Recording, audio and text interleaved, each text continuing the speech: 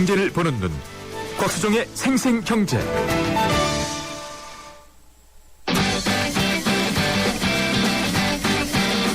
아하경제와 함께하는 한뼘경제. 경제 상식과 재미를 매일 한 뼘씩 키워드리는 시간. 오늘의 주제, 빅맥 지수가 뭘까요? 미국 연방준비제도위원회가 양적 완화 조기 축소를 발표한 뒤 세계 각국이 그 시기를 예의주시하고 있습니다. 주요 20개국의 화폐 가치가 달러화에 견조 거의 모두 크게 떨어졌기 때문입니다. 그나마 다행인 것은 우리나라 원화 가치는 별로 떨어지지 않아 상대적으로 선방했다는 점입니다. 그런데 120개가 넘는 세계 각국의 화폐 가치를 어떻게 비교할까요? 세계 각국의 화폐 가치를 견주는 여러 방법 가운데 빅맥 지수를 활용하는 것이 있습니다. 빅맥 지수는 특정 시점에 그 나라 맥도날드 햄버거 빅맥 가격을 달러로 환산한 뒤 미국의 같은 제품 가격과 비교한 지수입니다. 올 1월 빅맥 가격은 미국에서 4.37달러, 한국에서 3,700원이었습니다. 3,700원을 당시 달러로 환산하면 3.41달러쯤 되죠. 이 수치를 바탕으로 원화 가치가 달러보다 낮게 평가됐다는 사실을 알 수 있습니다. 특정국 빅맥 가격이 미국보다 싸면 그 나라의 통화는 저평가된 것입니다. 물론 물가도 알 수 있습니다. 계산대로 하자면 미국에서 빅맥 1개 사 먹을 돈으로 한국에서는 1.2개쯤 사 먹을 수 있죠. 이를 바탕으로 한국 물가가 미국보다 싸다고 보는 겁니다.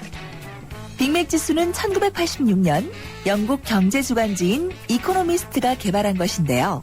분기마다 한 번씩 발표합니다. 이론상으로 시장 환율과 적정 환율 사이의 차이를 알 수 있겠죠. 주의할 점은 이 지수가 늘 현실을 반영하지는 못하므로 참고 자료로만 봐야 한다는 것입니다. 환율이 구매력에만 의존하는 건 아니기 때문입니다. 네, 빅맥 지수에 대해서 들어봤습니다. 우리가 보통 환율이라고 하는 것은 한 국가의 통화를 다른 국가의 통화로 가치를 비교하는 건데요. 구매력 평가는 방금 들으셨던 빅맥 지수와 같이 같은 단위의 돈으로 얼마만큼 똑같은 상품을 사고 팔 수 있느냐라는 것을 측정하는 겁니다. 그래서 구매력 평가로 보면 우리나라의 그 위치, 우리가 몇 등이다 이런 거 하지 않습니까? 세계에서 12위에 해당하는 3만 불 시대를 살고 있는 그런 경제라고 보시면 되겠습니다. 빅맥 지수가 있냐 그러면 또 우리나라에서 글로벌 기업이라고 할 수 있는 S기업의 반도체 가격을 가지고도 구매력을 평가할 수도 있고 여러 가지 방법이 있습니다.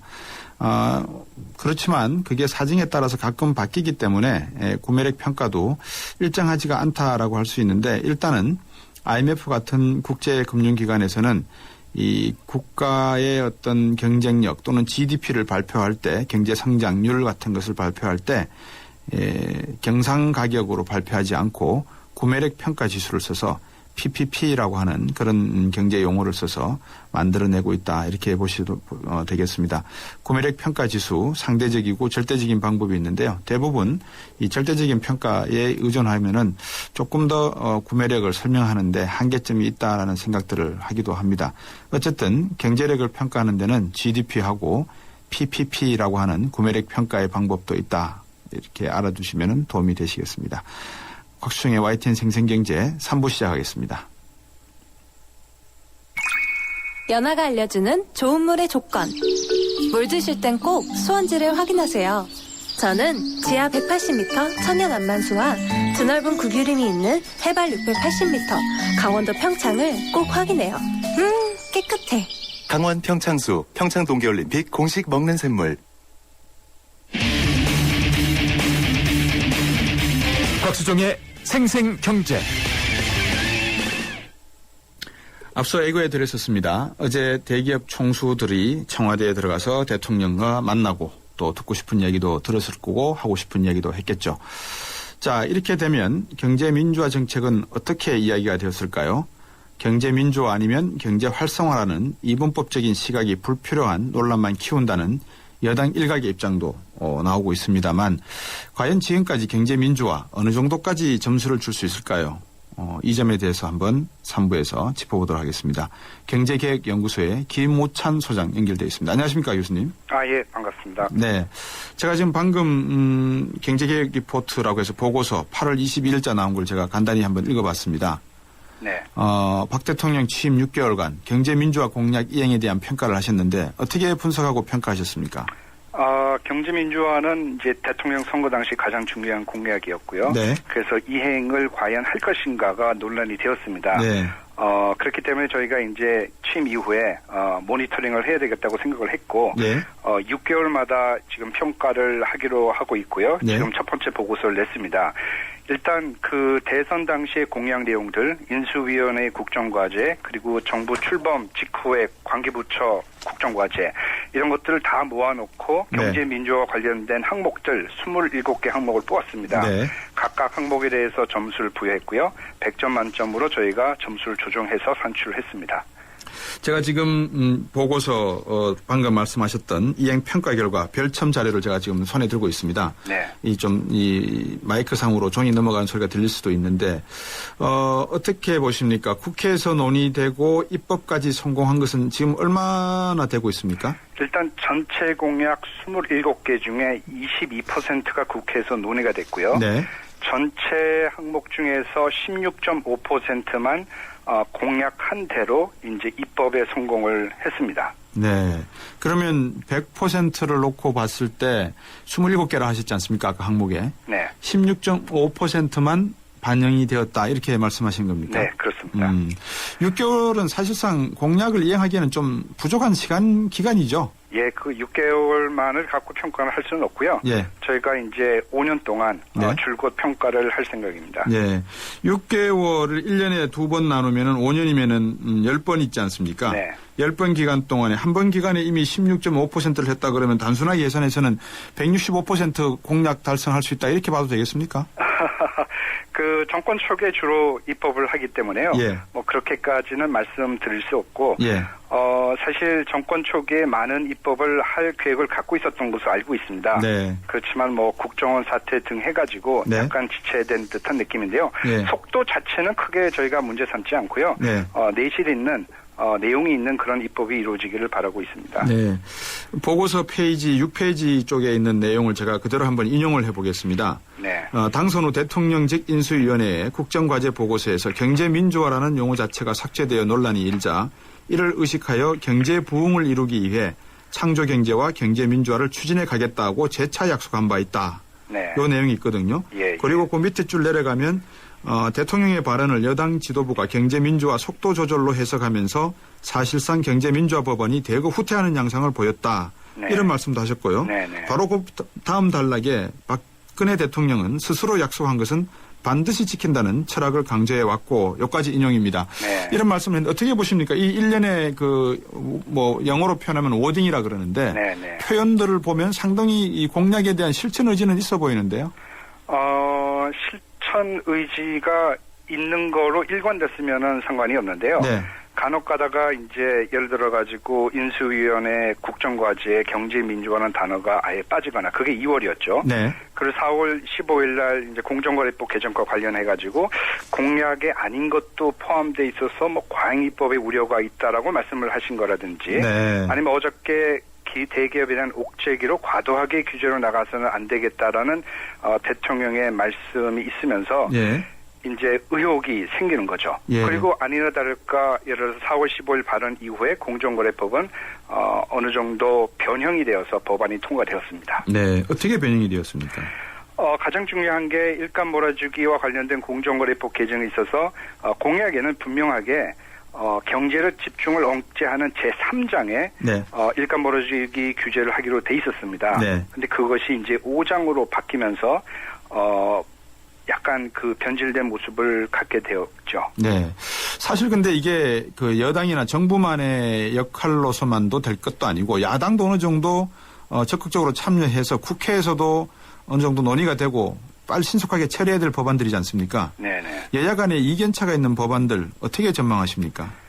그동안에 통과된 법안들 중에서 이제 금방 그 별 큰 논란 없이 통과되는 것도 있고요. 예. 아까 말씀드렸던 이제 공정거래법상의 일감 놀아주기가 이제 가장 논란이 있었고요. 예. 앞으로 남아있는 법안들은 논란의 소지가 더 많습니다. 지금 상법 개정, 네. 감사위원회 이제 분리선출이나 네. 집중투표제, 전자투표제로 대변되는 그 상법 개정안이 굉장히 논란이 앞으로 있을 거고요. 네. 신규 순환 출자 금지도 논란이 앞으로 있을 것이고, 예. 뭐 금융회사의 지배구조라든지 예. 공정거래법상의 집단소송제도 도입, 아직 굉장히 산적한 법안들이 많이 남아 있고 네. 논란이 있을 것 같습니다. 말씀해 주신 참에 저번에 저들이 이제 상법 개정안도 잠시 다루었었습니다. 이게 상법 개정안 내용을 주로 놓고 보면은 결국 지배구조에 대한 이야기 아니겠습니까? 네네. 조금 전에 순환 출자 금지 법안 말씀도 하셨고 금산분리 강화에 관련된 공정거래법안 사실은 많이 완화된 방향으로 가고 있다 말씀도 하셨지 않습니까? 이게 향후에 순환 출자 금지 법안 정기국회에서 다루어질까요? 다뤄줘야죠. 예. 다뤄질지 않을지는 모르지만 다뤄줘야 되겠죠. 네. 그런데 방금 조금 전에 또 말씀해 주셨지 않습니까? 어제 청와대에서 옥죄기에 관련된 규제는 걱정할 필요가 없다라는 말씀을 하셨다는 네. 말씀을 하셔서 예. 그럼 이게 또 다른 완곡한 경제민주화의 포기 말씀 아닐까요, 혹시? 그래서 많은 사람들이 우려를 하고 있는 것 같습니다. 예. 경제민주화는 경제를 공정하게 만드는 거고, 네. 경제의 투자의 활성화 이런 것들을 저해하는 게 아니라는 거를 아마 다 알고 있을 겁니다. 재계도 알고 있고, 네. 정부도 알고 있고, 대통령도 알고 있음에도 불구하고, 네. 경제민주화랑 경제 활성화가 서로 상호 모순되거나 네. 대체 관계에 있는 것처럼 그런 뉘앙스의 발언을 하는 것은 굉장히 위험하다고 생각을 하고 있고요. 네. 그 쓸데없는 의구심을 불러일으키는 소지가 있습니다. 네. 공약을 대주제로 제가 보니까 6개로 나누셨더라고요. 네. 6개 공약 주제를 나누셨는데 그중에서 지금 집중적으로 16.5%가 되었다라고 하는 것은 네. 대기업 집단 규제에 관한 것이고 나머지 공정거래 질서 기타는 아직 시작도 안 한 겁니까? 아니면 고려 중에 있습니까? 22%를 국회에서 논의했다는 건 78%가 아직 제대로 된 논의조차 하지 않았다는 거죠. 예. 그러면 지금까지 말씀해 주신 내용을 미루어서 짐작하면 경제 민주화와 상충되는 부분들이 있다는 우려가 재계 쪽에서 전달이 될 경우 네. 정부는 이것을 대통령의 뜻에 따라서 완화시키겠다는 겁니까? 아니면 약속과 원칙대로 밀고 나갈 수 있다는 겁니까? 정부의 입장을 제가 알 수는 없는 것 같고요. 예. 이제 외부에 있는 사람으로서 이제 우려되는 거는 네. 지금 투자를 늘리고 고용을 늘리는 게 이제 가장 중요한 정책 아니겠습니까? 그렇죠. 정책 목표. 예. 혹시 이것을 위해 가지고 어떤 협상 카드로 경제 민주화를 이용하고 있는 것은 아닌지 그런 의구심을 누가요? 갖게 됩니다. 누가요? 정부에서요. 정부에서요? 예를 들어 가지고 사실 지금 기업들이 투자를 하지 않고 있는 거는 네. 어떻게 보면 최적일 수 있습니다. 기업 입장에서는. 네. 돈을 못 버니까 기업을 투자를 안 하거든요. 그렇겠죠. 그런데 이제 정부는 입장이 다릅니다. 투자를 네. 활성화시켜야 고용이 늘고 그렇죠. 국민들로부터 이제 지지를 받는 거죠. 네. 그래서 투자를 늘려달라고 요청을 하는 거는 이제 정부에서 요청하는 거죠. 네. 기업들은 스스로 할 수가 없습니다. 네. 지금 무리한 투자는 할 수가 없는 거죠. 네. 이런 투자를 늘리려고 하면 기업들에게 뭔가를 줘야 되는 거고 네. 그 하나의 그 협상 카드로 경제 민주화의 속도를 조절하거나 아니면은 완화시켜거나 이제 변질시키는 그런 것을 혹시라도 협상 카드로 사용하고 있는지 네. 그렇진 않겠지만은 네. 그런 의구심을 지금 자아내고 있는 상황입니다. 어떻게 한번 긍정적인 의미에서 속도 조절이다 이렇게 해석해도 되겠습니까? 근데 이제 그 속도 조절을 할 필요가 없는 게요. 네. 진정으로 이제 경제 민주화를 원한다면은 네. 경제를 공정하게 만드는 것 뿐이거든요. 네. 하청기업이나 이런 중소기업을 착취 않고 경제를 하고 네. 소액주주들을 착취하지 않고 이런 것들은 이제 결국 경제 민주화의 내용인데 네. 이거는 경제의 활성화, 투자, 고용과 아무 관계가 없습니다. 예. 오히려 장기적으로 보면 도움이 되는 거죠. 네. 그런데 그런 관계임에도 불구하고 속도 조절을 한다는 얘기는 다른 뜻이 있을 수 있다는 거죠. 교수님이 지난 5월 달에 말씀해 주셨던 공정거래법의 본질적 내용과 관련된 여러 가지 말씀들을 제가 이렇게 쭉 읽어보니까요. 네. 이 재벌의 폐단에 대한 일본의 인식 그리고 우리 기업들의 그런 답습 이 가능성을 좀 경계하고 계셨네요. 다시 말씀해 주시겠습니까? 예, 지난 5월 달에 말씀하신 경제 집중력 억제에 위한 내부 거래 규제 말씀을 하셨거든요. 네. 이 부분이 일본 쪽에서 나온 하나의 반면교사 내용이셨습니까? 일본에도 과거에 이런 제도가 있었죠. 왜냐하면은 일본에도 결국은 우리나라와 비슷한 재벌 구조를 갖고 있었기 때문에 네. 그 이야기를 제가 한 것 같고요. 예. 그래서 따라서 이제 우리나라에만 있는 제도다. 일감 몰아주기 네. 아니면 대기업에 대한 어떤 경제로 집중 규제 네. 그렇지 않다는 의미에서 제가 말씀을 드린 것 같고요. 예. 다시 말씀드리면은 지금 규제가 기업에 대한 규제가 아닙니다. 총수 일가에 대한 규제가 굉장히 많습니다. 대부분을 차지합니다. 네. 총수 일가가 소액 주주를 착취하거나 다른 기업들을 착취하거나 이런 것을 막으려고 하는 것이기 때문에 네. 그렇게 한다고 해가지고 투자가 저해되거나 그런 네. 것이 아님에도 불구하고 예. 계속 그쪽으로 몰고 가는 것이 안타까운 생각이 듭니다. 방금 말씀하신 총수 일가의 사익 편취 행위 규제를 위한 네. 공정거래법 제3장 신설 이 내용은 네. 이번 평가에서 0점을 주셨네요. 저희가 이제 두 가지로 나눴는데요. 예. 어떤 실체적인 내용에 있어서는 점수를 후하게 받았습니다. 네. 근데 이제 형식적으로 인 측면에서 이제 그 3장에 원래 두기로 돼 있었는데 5장으로 둔 거거든요. 네. 5장에 두게 되면은 과거에 어떤 법리적인 해석에 있어서 경쟁을 제한시켜야지만은 불법이다. 이런 얘기가 있습니다. 네. 5장에 그대로 두게 되면 이 논란으로부터 완벽하게 자유롭지는 않습니다. 네. 저희들이 이제 법학을 하시는 분들하고 얘기를 해봐도 예. 5장에 그대로 두게 되면은 어떤 총수일가에게 이익을 제공한 것만으로 불법되는 것이 아니고 예. 경쟁을 제한해야지만 불법이 될 수 있다. 과거와 똑같은 구조로 가게 되는 거죠. 네. 그래서 이 문제를 완벽하게 해결하기 위해서 3장으로 옮기겠다는 것이 박근혜 대통령의 공약이었거든요. 예. 근데 지금 5장에 그대로 잔류를 했습니다. 그래서 이제 그 부분에 있어서는 저희가 아무런 점수를 드리지 못했지만은 네. 5장에 두더라도 이익 제공을 못하게 하는 규제를 하는 그런 내용들은 또 다 들어가 있습니다. 예. 그 부분에 있어서는 저희가 또 높은 점수를 부여했습니다. 상법 개정안 이 입법 취지에 대해서는 어떻게 보십니까? 상법 개정안의 이제 핵심은 결국은 총수 일가나 경영진이 소액주주들의 견제를 받으면서 경영을 해라라는 겁니다. 네. 올바른 결정을 하기 위해서는 아무래도 견제를 받는 게 낫겠죠. 그렇죠. 제왕적으로 경영을 하면은 결국은 무리한 투자를 하게 되고 무리한 기업 인수를 하게 되고 소액주주를 편취하게 되고 이런 것들이 있기 때문에 네. 그런데 이거에 대해서 이제 저에게는 반대를 합니다. 네. 결국 반대를 한다는 것은 누구로부터의 견제를 받지도 않고 예. 마음대로 하겠다는 그렇죠. 얘기뿐이 아니거든요. 네. 근데 이거에 대해서 왜 정부가 약한 자세를 보이는지 대통령께서 그런 우려를 표명을 하시는 건지 이해가 잘 되지 않습니다. 교수님께서 4월 달에는 또 그런 말씀도 하셨어요. 지난해 4월 달에는 네. 출자 총액 제한을 걱정하기보다는 아예 그냥 출자를 강제해버리자. 예, 그래서 예.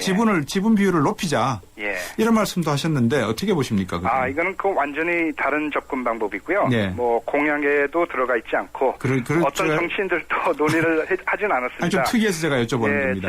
제 자신이 갖고 있는 소신인데요. 예. 의무공개 매수 제도를 뜻합니다. 의무공개 매수 제도라는 거는 어떤 외부의 주주가 예. 다른 기업을 인수했을 때 20%, 30%의 지분만 인수를 하고 나머지 70%의 주주들을 착취하는 그런 구조로 가는 것이 아니고 네. 나머지 주주에 대해서도 팔 수 있는 기회를 제공해 주는 거죠. 예. 그래서 만약에 대상 회사의 주주가 팔겠다 그러면 그것을 사줌으로써 결국 지분을 올리는 겁니다. 네, 지분을 올리는 건 결국 소액 주주들이 적어지는 것이고 네. 소액 주주들의 이익을 침해하는 경우도 많이 줄어들게 되고 네. 부분 매수가 아니고 전량 매수로 가게 되면은 여러 가지 계열사들 거느리는 그런 어떤 왜곡된 형태의 그룹 구조 또 네. 많이 시정이 되는 측면이 있습니다. 저는 그 말씀이 순환 출자 금지 법안에 어떻게 원형이 될 수 있을까 싶어서 여쭤봤던 내용인데요. 네. 박 대통령이 상법 개정안 신중히 하겠다고 했지 않습니까? 네. 재계 입장하고 서민을 위한 경제 정책에 어떤 정책들이 더 필요하다고 보십니까? 기본적으로 그 경제 민주화와 관련된 공약들을 다 이행하는 게 좋을 것 같고요. 네. 재계의 그 뜻을 의견을 받아가지고 신중하게 하는 거 뭐 그 자체는 문제가 없습니다. 균형점이 어디 있을까요, 그게? 글쎄, 저는 이제 균형점을 찾는 그 접근 방법에 대해서 약간 그 반대를 하는데요. 네. 아까도 말씀드렸지만은 경제 활성화와 경제 민주화는 대체 관계에 있는 것이 그럼요. 아니기 때문에 네. 경제민주화, 경제활성 둘 다 해야 된다고 생각을 합니다. 지금 있는 공약들 그대로 다 이행을 하더라도 경제활성화를 저해하는 것이 아니고 네. 오히려 장기적으로는 경제활성화에 도움이 주는 거기 때문에 네. 균형점을 찾는 접근 방법은 잘못되었다고 생각을 합니다. 네, 이제 뭐 6개월 지나서 박근혜 대통령의 어떤 공약과 국정 과제에 대한 이행 평가를 완결 짓겠다는 것은 뭐 말이 안 되는 거고요. 네네. 그렇지만 16.5%의 진도가 있었다는 것, 100%는 바라지 않고 또 바랄 수도 없다는 것을 뭐 합리적으로 생각을 한다 그러면 그래도 중요한 골자의 중요한 핵심 정책들은 좀 약속을 이행한다라는 그 말씀처럼 진행이 되었으면 하는 생각입니다. 오늘 말씀 고맙습니다. 예, 감사합니다. 경제개혁연구소의 김우찬 소장이었습니다. 하나의 인류, 두 개의 세상. 버려진 지구와 선택받은 1% 엘리시오. You can save everyone. Where can I go? 맷 데이먼, 조디 포스터. 최후의 시간 5일. 그곳을 점령하라. 엘리시오. 8월 29일 대개봉. 청소년 관람 불가. 족발, 만두, 피자, 케밥 다 포기했습니다. 괜찮다. 너에겐 카스라이트가 있으니. 칼로리를 33% 내린 맛있는 맥주 카스라이트. 네, 잠시 후 4부에서는 알짜 부동산 정보 시간하고 취업 내비게이션 시간 준비했습니다. 의견 있으시면 서울전화 02-771-0945 또는 휴대전화 우물정 0945로 문자메시지 보내주십시오. 4부에서 뵙겠습니다. 초등학교 선생님이 학생들에게 물었습니다. 얼음이 녹으면 뭐가 될까요? 모두들 하나같이 물이 됩니다 라고 대답했습니다. 당연한 정답이죠. 하지만 유독 한 어린이만이 얼음이 녹으면 봄이 됩니다 라고 다른 대답을 했습니다. 창의적인 교육이란 이런 것이 아닐까요? 정답 찾기 교육에 길들여진 우리 교육의 자화상. 더 늦기 전에 자유로운 사고를 통해 스스로 생각의 힘을 키우는 창의지성 교육이 필요합니다. 이 캠페인은 경기도 교육청이 함께합니다. 행복한 경기 교육. 살아있는 뉴스 깨어있는 방송 한국의 뉴스 채널 YTN 뉴스 FM.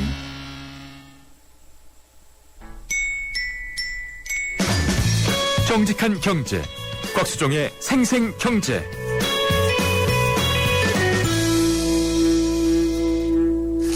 세상의 베이스가 되다 포스코 협찬으로 곽수종의 YTN 생생경제 4부 시작하겠습니다. 알짜 부동산 정보 시간하고 취업 내비게이션 시간이 준비되어 있습니다. 의견 있으시면 단문 50원, 장문 100원이 부과되고요. 휴대전화 우물정 0945번으로 보내주시면 됩니다. 트위터는 골뱅이 YTN 밑줄 이코노미입니다. 왜 그랬어요? 최신 LTE 폰 사드렸는데 왜 그러세요? 넌 나에게 3G도 줬어. 100% LTE가 있는데도 말이야. 이럴 수가. 3G 섞인 LTA. 3G 전환 없는 100% LTE로 완벽하게. LTE도 U+가 진리. LTA 지원 낱말 기준. 우리 딸은 누구랑 결혼할까? 엄마가 골라줘. 왜? 엄마가 아빠 잘 골랐잖아. 우리 딸 결혼할 때 난 몇 살이지? 인생의 무게가 느껴질 때 동바제 프로밀라이프.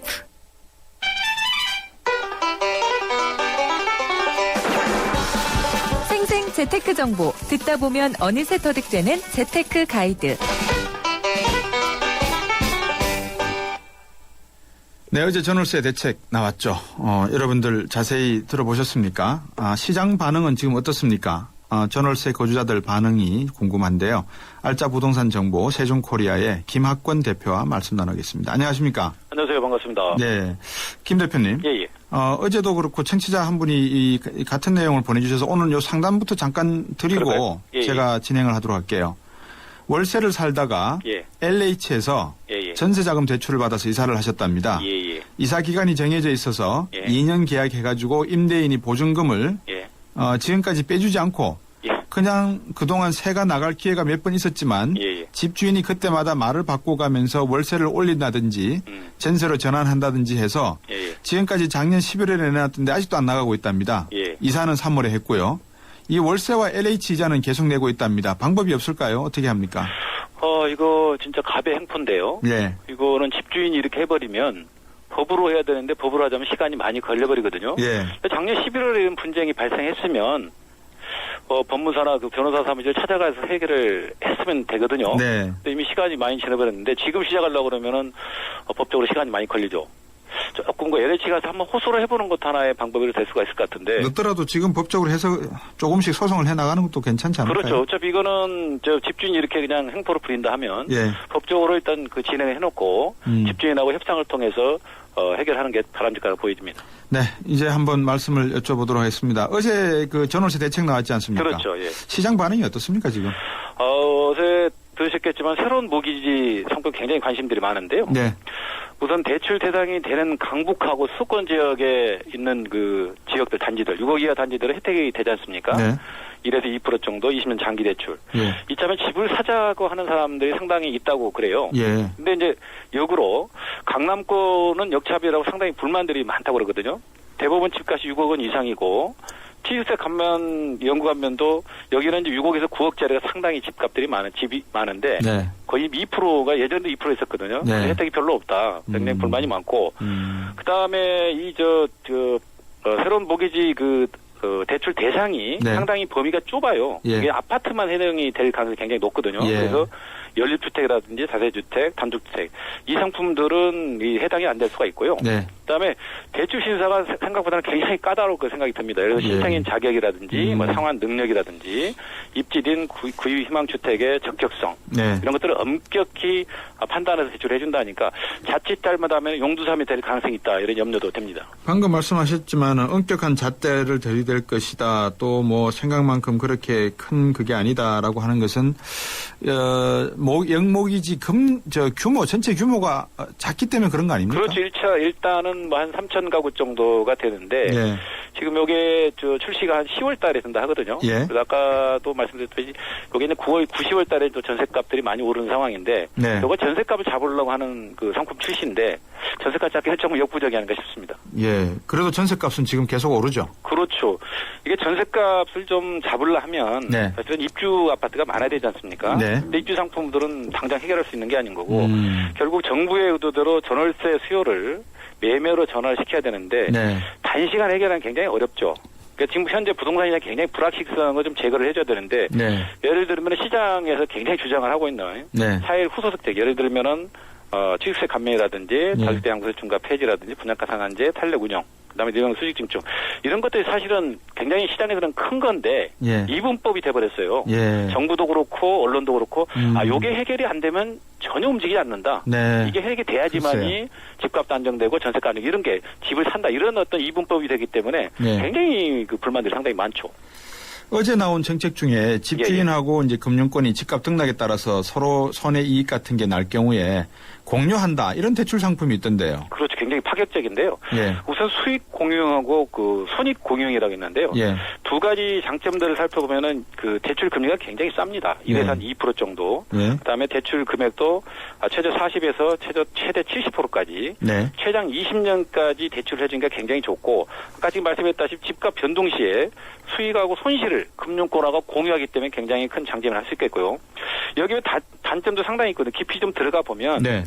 대출 한도, 그러니까 수익 공유 같은 경우 최대 70%까지인데 집값의 2억까지밖에 대출이 안 되거든요. 예. 그러니까 5억짜리 같으면 2억이니까 3억은 자기 부담을 해야 되는 부담이 있고요. 그렇죠. 그다음에 원리금 상환 같은 게 20년 분할 상환이거든요. 네. 예를 들어서 20년 분할 상환이면 2억을 분양을 대출을 받았다 하면 예. 원금하고 이자가 매달 예. 한 100만 원 정도씩을 내야 되거든요. 고정입니까 이 금리는? 그렇죠. 예. 이게 고정이 되게 계속 내야 되기 때문에 예. 이 부분이 상당히 좀 부담스럽지가 생각이 들고 네. 또 이 두 상품 모두 다 생애 최초 주택 구입자만 해당이 되기 때문에 네. 무주택자라든지 다주택자 해당이 안 되기 때문에 상당히 좀 파급 효과가 생각보다는 좀 작을 가능성이 있다 이렇게 보여집니다.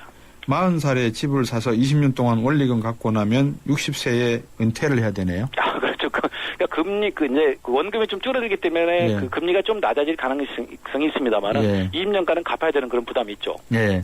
자, 그러면 이제 실수요자들이 주택 구매에 좀 나설까요? 아니면 지금 상태로서 집 장만 해야 됩니까? 유리한 쪽이 누굽니까?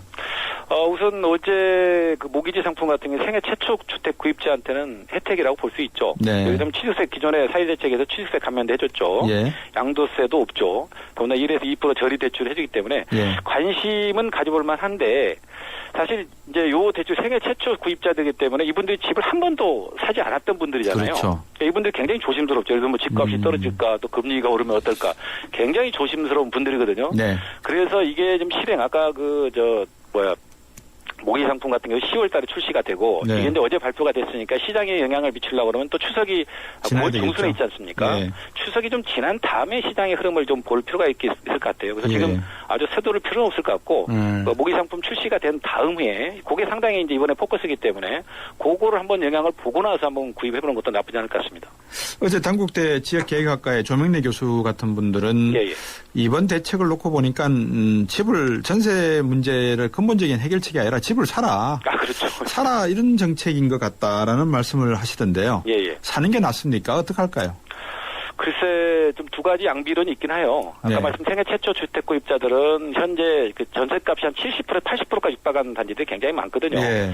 자, 요런 생애 최초 주택 구입자들은 뭐 저리에다가 최장 대출을 해주기 때문에 전세가가 매매가에 한 70, 80% 되는 상품들은 구입을 해볼 만하고요. 네. 또 하나 시장에도 요즘에 새로운 그 신규 분양 상품이 굉장히 많지 않습니까? 신규 분양 상품들을 한번 구입을 해보는 것도 입주가 한 2, 3년 후가 되기 때문에 그때쯤이면 시장이 좀 회복될 가능성이 있기 때문에 그 상품들은 좀 구입해봐도 괜찮지 않을까 보입니다. 그러면 분양시장에서 차라리 집을 사버리는 게 또 한번 고민해봐야 될 거 아닙니까? 그거는 한번 해봐야 될 게요. 예. 최근에 그 분양 상품들이 그 전세값이 많이 오르고 있기 때문에 예. 20에서 30평대로 그 분양들을 많이 하고 있고요. 네. 최근에 이제 분양이 잘 안 되지 않습니까? 네. 그러니까 주변 시세보다 5에서 10% 정도 분양가를 많이 내렸어요. 그렇죠. 더군다나 또 분양이 잘 되는 신도시라든지 택지개발지구에 많이 분양을 하고 있고 예. 또 신규 분양이기 때문에 자금 운용도 상당히 좋죠. 예를 들어 계약금 10% 걸고 중도금 60% 대출 30% 잔금. 네. 그다음에 한 입주 때가 2년 반 정도 걸리거든요. 예. 아까도 언급했지만 2년 반 정도 되면 시장이 지금보다는 좀 개선되지 않을까 보이지고 여기다가 또 양도세도 비과세를 올 연말까지 한 비과세를 받기 때문에 네. 뭐 실수요자들 한번 관심을 신규 분양 쪽에 좀 관심을 가져볼 만하다 이렇게 보여집니다. 예. 근데 이제 이런 분위기가 시장에서 좀 반전이 되려 그러면 예. 쭉 경험해 보신 바로 미루어 볼 때 무엇이 가장 중요한 겁니까? 세금입니까? 아니면은 경기 전반이 살아나는 게 근본입니까? 도대체 뭡니까?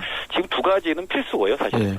그 두 가지의 외적인 작용이 굉장히 클 걸로 그게 보입니다. 뭡니까? 외적인. 지금 우리가 전세가가 어느 기사를 보면은 뭐 70%, 80%, 지방 같은 경우는 90% 된 적도 있거든요. 예. 집을 안 사지 않습니까? 그렇죠. 집값은 이제 어느 정도 멈췄다고 보여지고 전세값은 계속 고공행진하고 있고 예. 비용은 사실 굉장히 많이 드는데 그렇죠. 그럼 집을 사야 될까 굉장히 망설여지거든요. 예. 근데 아까도 언급했다시피 지금 현재 부동산 시장에 불확실성이 계속 억누르고 있거든요. 예. 아까 제가 이분법이라고 말씀했지 않습니까? 예. 분양가 상한제 탈락종이라든지 다주택 양도 증가 폐지 이런 정책들이 계속 국회에 머물러 있기 때문에 네. 사실은 집을 살려고 하는 사람들도 집을 사기 굉장히 꺼려지잖아요. 네. 이게 집값이 더 떨어지면 안 되기 때문에. 네. 그래서 심리적인 부분들을 좀 회복시킬 필요가 있겠다. 그래서 아까 4.1 후속 대책들이 지금 뭐 전월세 상한제를 도입하자는 민주당하고 네. 그다음에 그런 아까 4.1 후속 대책을 빨리 해결하자고 하는 새누리당 굉장히 첨예하게 대립이 돼 있는데 예.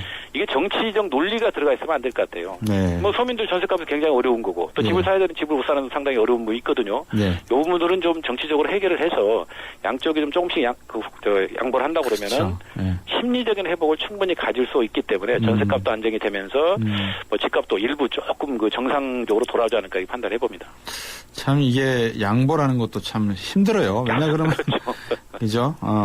어떻게 보세요? 전세값이 조금 떨어질까요? 아니면은 이 월세값도 참 문제입니다. 월세가 굉장히 문제입니다. 예. 그 부동산 114가 그 2011년부터 13년까지 그 주거비 부담을 하는 건 조사한 게 있는데요. 예. 월세자들이 2년간에 한 2,500만 원 정도 부담을 하고 그렇죠. 전세자가 한 1,900만 원 정도 이렇게 부담을 한 걸로 나타나 있어요. 예. 그러니까 월세 부담이 한 8,900만 원이 더 늘어난다는 얘기거든요. 예. 그래서 그러니까 전세 금리는 많이 떨어지기 때문에 네. 전세 대출을 받아서 전세금을 올려주면 괜찮습니다만은 월세율은 그렇게 떨어지지 않거든요. 네. 그래서 월세 상당히 부담스럽고 이게 사실은 아까도 얘기했지만 단기간에 입주 상품을 많이 만들어야 되는데 예. 공급하는 게 한계가 있는 거고 예. 그다음에 초저금리 모기지 상품도 10월 달에나 출시가 되기 때문에 네.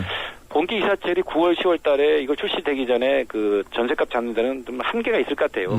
그래서 전세값이 하반기에 상승하는 건 어쩔 수 없고 다만 지금 저 초저금리 그 대출 상품도 나왔고, 네. 그다음에 정부가 이제 아까 말씀 4.1 후속 대책을 빨리 해결하려고 좀 노력을 하고 있지 않습니까? 예. 이런 부분들이 해결이 된다 그러면은 전월세 수요가 분명히 이 저 매매 시장으로 와야 되는 건 맞거든요. 네. 그래서 그런 부분들이 좀 해소가 된다 하면 네. 하반기는 그렇다 하더라도 내년부터는 조금 저 정상화 시장으로 가지 않을까 판단을 해봅니다. 네, 오늘 말씀 여기까지 듣겠습니다. 고맙습니다. 네, 감사합니다. 세준코리아의 김학권 대표였습니다.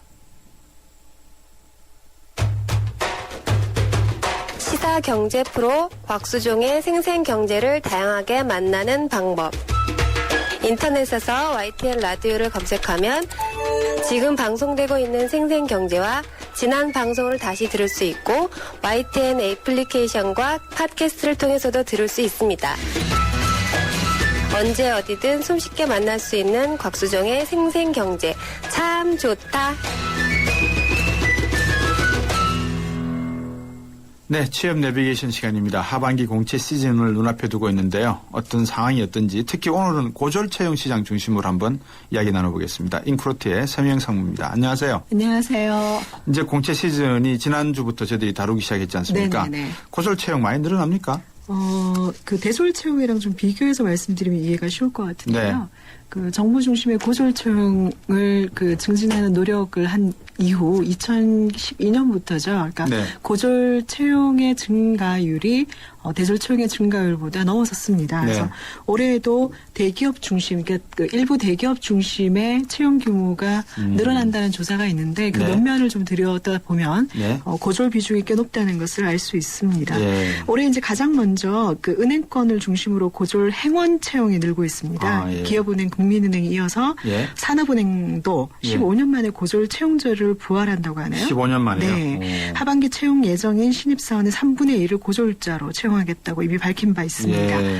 그리고 수자원공사는 이달 40명의 고졸 사원을 채용하겠다는 의사를 발표했고요. 예. LG그룹도 지난해 4,800명보다 200여 명 더 많은 5,000명 정도의 고졸 사원을 채용할 예정이고요. 예. 삼성그룹은 아직 공식적인 발표 자료가 없지만 지난해 대졸 신입사원 9,000명, 경력직 5,000명, 전문대졸 3,000명, 그리고 고졸 9,100명 등 총 그 26,100명을 채용 목표로 제시를 했기 때문에 네.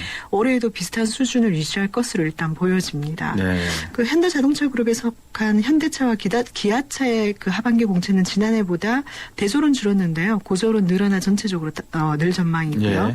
지난해 하반기는 대졸과 고졸을 각각 1,570명, 1,550명으로 3,120명을 채용했는데 올 하반기는 대졸 1,200명, 고졸은 2,560명을 뽑는다고 해요. 네. 그러니까 이러한 추세는 고졸 구직자들의 취업 기회 확대에는 상당히 도움이 될 것으로 그러네요. 보여집니다. 네. 이게 무슨 의미를 가질까요? 의미를 예. 그 고졸 채용 증가에 따른 뭐 긍정적인 영향을 좀 꼽는다면요. 네. 그 이전에 비해서 그 학벌보다는 능력을 중요시했다라는 일단 상투적인 표현을 전 좀 쓰기는 싫고요. 예. 그러니까 예전에 그 고졸이 채울 수 있는 자리를 학력 인플레이션 때문에 지금 80% 정도가 대학에 이미 진학을 하고 있거든요. 네. 그래서 그런 대졸 출신들이 그 자리를 좀 메우지 않았나. 근데 그거를 사회적으로 좀 관심을 환기하고 네. 그리고 기업도 이미 그 정도의 그 역량으로 가능하다는 것을 알고 있는 거죠. 그래서 그런 분위기들이 같이 무르익으면서 뭐 고졸이라 하더라도 뭐 필요한 역량의 그 학력이면 네. 갈 수 있다 뭐 이런 것들을 보여주는 예. 시사점이 있는 것 같다는 생각이고요. 예.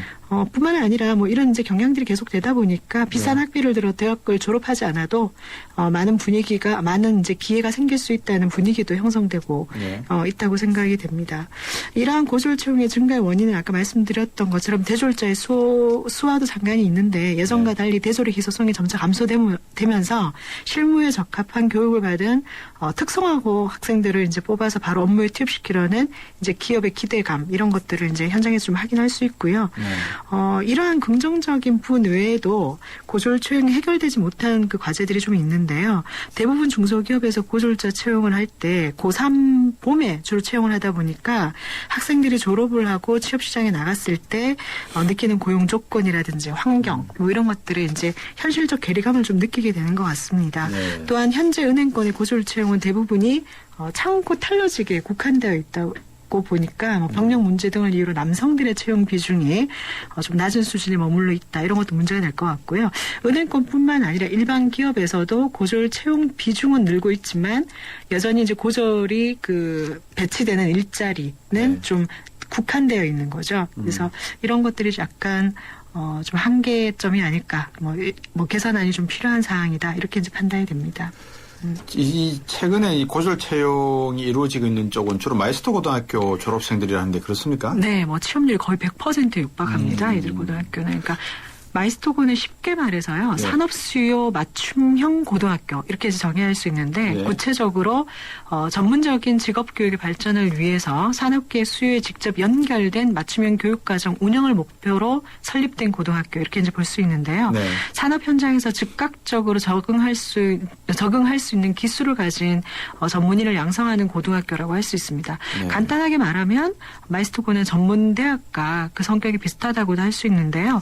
마이스터고의 장점은 졸업 이후 우수기업 취업, 특기를 살린 군 복무, 그다음에 직장 생활과 병행 가능한 대학 교육 기회 등을 큰 특징으로 꼽을 수 있고요. 이러한 메리트 때문에 점차 많은 학생들이 마이스터고 진학을 희망하고 있다고 합니다. 네. 오늘 그 대졸 취업률이 발표가 됐거든요. 예. 그러니까 뭐 55% 정도 됩니다. 평균적으로. 예. 그래서 대학을 졸업하고도 뭐 50% 정도의 이제 취업률을 보여주고 있기 때문에 학부모들이나 학생이나 이렇게 빠른 사회 진출 그다음에 이제 그 대학 교육이나 이런 것들은 후회도 받을 수 있다. 먼저 이런 인식들이 이제 공유가 되기 시작하면서 고졸 이런 마이스터고 진학이나 이런 부분들의 진학률이 좀 높아지고 있는 것 아닌가라고 생각이 됩니다. 네. 그러니까 눈여겨볼 그 설문조사 결과가 있는데요. 예. 특성화고를 왜 갔냐는 질문에 70.2% 정도 학생들이 스스로 선택했다라는 응답을 했대요. 그래요? 예. 10명 중 7명은 특성화고를 자발적으로 원해 갔다는 의미인데요. 예. 졸업 후 주로 산업 현장에 배치되는 특성화고의 성격을 스스로 잘 알고 있고 또 기술인재 육성, 산업인재 육성의 방향이 이런 것 때문에 이런 배경 때문에 탄력을 받을 수 있다는 것을 예고하는 것 아닌가 이렇게 생각이 됩니다. 그래서 뭐 대학 4년을 의미 없게 목표에 맞지 않는 이제 그런 시간을 보내기보다는 현실적으로 산업 현장에 일찍 취업함으로써 얻을 수 있는 실익이 더 많다 이런 판단이 우리 이제 학생들 사이에도 좀 깔려가고 있는 거 아닌가 이런 생각이 들어요. 고졸 채용 후에 지원을 좀 받습니까? 네, 그 지원의 경우 기업마다 좀 다르지만요. 보통 입사 4년차 정도 되면 대졸 그 신입사원들과 비슷한 수준의 연봉을 받고 있는 게 지금 일반적인 경우입니다. K-웨터의 경우에는 입사 후 6개월간의 인턴 기간 동안 충분한 교육과 직무 능력을 습득하기 위한 프로그램 진행을 해주고 있고요. 안전행정부의 경우를 예를 들면 공직 내 고졸 출신 공무원들의 능력 발전을 지원하기 위해서 올해 처음으로 국내 대학 학사 야간 과정을 학비를 지원을 한다고 하네요. 그리고 내년에는 지원 대상 60명까지 확대할 계획이라고도 하고요. 그리고 대기업 경우에는 사내 대학 시스템을 운영해서 고졸 사원들의 그 학력 뭐 이런 것들을 보완하는 지원들을 활발하게 하고 있습니다. 예. 이분들 고졸 채용하는 데서 필요한 준비해야 될 사항들이 있겠죠. 네네. 일단 첫 번째 전략은요. 그 고졸 채용의 주요 취업 경로가 어디냐면은 학교를 통해서 이루어집니다. 그래서 학부모님이나 학생들이나 취업을 위해서 관심 가져야 될 제1덕목은 뭐냐면 학교의 취업 지원처 와 충분히 이제 이야기를 하고 진로 결정을 해나가는 노력들이 빠른 취업에 굉장히 도움이 될 것 같고요. 그다음에 일단은 자신이 목표로 하는 기업과 분야를 정하고 이게 이제 그 실무적으로 바로 연결된 채용이기 때문에 관련 자격증을 미리 따두는 것이 이쪽 계통에는 굉장히 유리한 전략입니다. 네. 그리고 세 번째는 미취업 청년들에게는, 그러니까 고졸이지만, 그러니까 취업이 되지 않는 이제 청년들에게는 중소기업의 인턴십 과정을 지원해주는 중소기업 청년 취업 인턴제, 혹은 그 고용노동부에서 진행하고 있는 직업 탐색 탐색과 현장 경험 욕구를 충족시키고 진로 선택의 기회를 제공하기 위한 즉 청년 직장 체험 프로그램 이런 이제 프로그램들이 있어요. 네. 그래서 체험을 못한다 하더라도 이런 지원 프로그램을 좀 이용하시면 알선까지 받을 수 있는 장점이 있는 것 같습니다. 15초 시간이 남았는데 네. 학생들에게 조언을 해주신다면요. 일단 당부의 말씀을 드리기 전에 설문조사 한 가지를 먼저 알려드리고 싶은데요. 네. 대학 진학 대신 취업을 준비 중인 고등학생 285명을 대상으로 실시한 설문조사 결과 응답자의 95.1%가요. 네. 여전히 대졸 사원과의 차별이 존재한다고 응답했다고 합니다. 차별의 종류는 은근한 무시, 그러니까 25.7%로 가장 많았는데요. 어느 정도의 차별이 여전히 사회에서 존재한다는 점을 미리 말씀드리고 싶습니다. 그래서 본인이 이거 능력을 충분히 갖추고 있다면 주변의 이런 차별과 편견들도 또한 충분히 이겨낼 수 있다고 저는 생각을 하거든요. 네. 그만큼 여러분들이 내실을 갖추고 단단하게 경험을 쌓고 준비를 하신다면 이런 것들을 충분히 극복하고 빨리 사회에 진출한 장점들을 충분히 취할 수 있을 것 같습니다. 네, 인크루트의 서명영 상무였습니다. 고맙습니다. 감사합니다. 대한민국 상공사업 파트너 뉴 타마스, 뉴 라보 그들이 돌아왔다. 지난 23년간 큰 사랑을 받은 다마스와 라보 8월 다마스 구매 시 특별 할인 및 최대 3.8% 저리 할부 기존 쉐보레 고객이 구매 시 특별 지원 다마스 라보 해펜딩 페스티벌 자세한 내용은 홈페이지 참조 8월 31일까지 SK 이노베이션의 전공은 묻는 겁니다. 석유 안 나면 석유 수출 못해? 자원 없으면 자원 강국 안 돼? 이 질문에서 53조 수출과 16개국 자원 개발이 시작됐죠. 물음이 있는 곳에 이노베이션이 있다. SK 이노베이션. 자기야 안전벨트 했지? 아들 급하다고 너무 밟지 말고 너 회식 끝나면 꼭 대리 불러라. 아빠, 운전 조심히 다녀오세요. 늘 당신의 안전을 걱정해주는 사람들 그 마음 하이카에 담아 마음이 합니다. 현대해상. 네, 8456번님, 전월세 안정화 방안이라고요. 국토교통부 웹사이트에 가시면 찾아보실 수 있습니다. 내일 뵙겠습니다.